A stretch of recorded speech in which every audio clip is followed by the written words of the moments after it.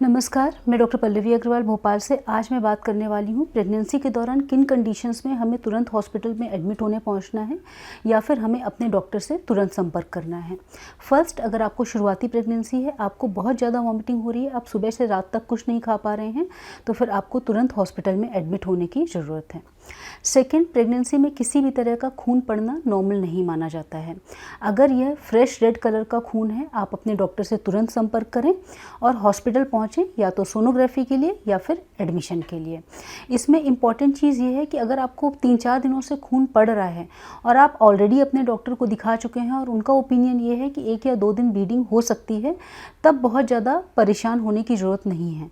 लेकिन यह खून जो 3-4 दिन या 6-7 दिन तक चलता है, ये अंदर खून के जमाव की वजह से होता है। यूजुअली यह ब्राउन या ब्लैक कलर का होता है। अगर आपको फ्रेश रेड यानी बिल्कुल लाल रंग का गहरे कलर का ब्लड आ रहा है, तो आप अपने डॉक्टर से संपर्क करें। तीसरा, अगर आपको पेन हो रहा है जो रुक रुक कर आता है और चला जाता है, तो आपको अपने हॉस्पिटल में संपर्क करना है, क्योंकि यह लेबर पेन हो सकता है। इसमें कई लोग कई बार ये भी बोलते हैं कि हमें पूरे टाइम दर्द बना रहता है नीचे हिस्से में।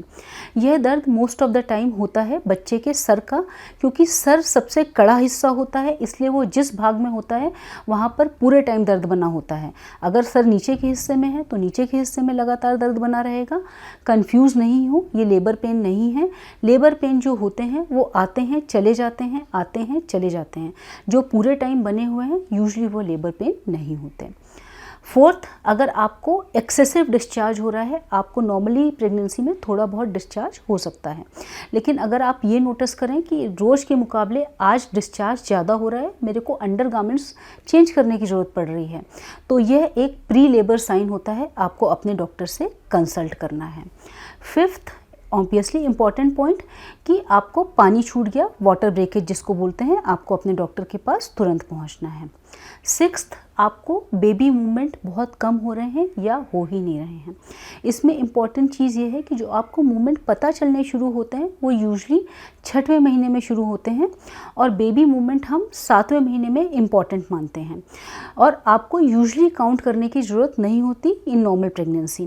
लेकिन अगर आप ये नोटिस कर रहे हैं कि हमने सुबह से नोटिस किया एक ही मूवमेंट हुआ या बिल्कुल भी नहीं हुआ, तब आप 1 घंटे लेट कर देखें कि मूवमेंट हो रहे हैं कि नहीं हो रहे हैं, और अगर उस 1 घंटे लेटने के दौरान भी आपको मूवमेंट नहीं हो रहे तो आपको तुरंत इमीडिएटली हॉस्पिटल पहुंचना ही है।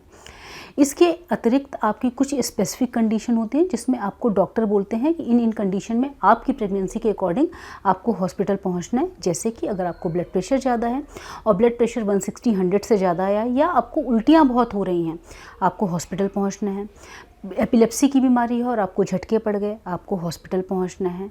अगर आपको हार्ट डिजीज़ है और आपको सांस लेने में तकलीफ़ हो रही है, तब भी आपको हॉस्पिटल पहुंचना है। Thank you. आप अपने डॉक्टर से स्पेसिफिकली पूछें कि क्या हमारे केस में वार्निंग साइन कुछ अलग हैं, और इमरजेंसी नंबर और इमरजेंसी कॉन्टैक्ट प्लेस की, अगर इमरजेंसी नंबर ट्रेस नहीं हो रहा है तो हमें किस जगह पे मिलना है, ये अपने डॉक्टर से ज़रूर कंसल्ट करें। Thank you.